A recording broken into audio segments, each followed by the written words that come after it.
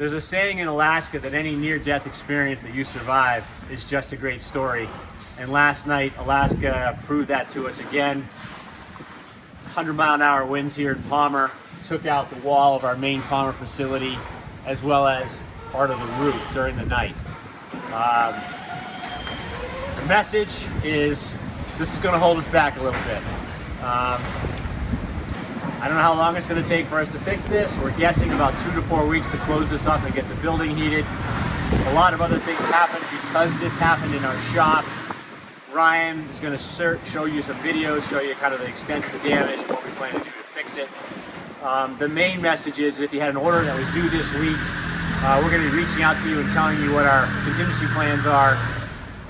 We're going to try to communicate as much as we can about how quickly and when we'll have the factory back up and running.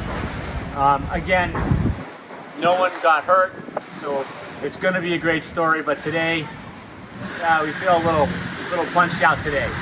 But thank you for your patience, thank you for your kind thoughts during this.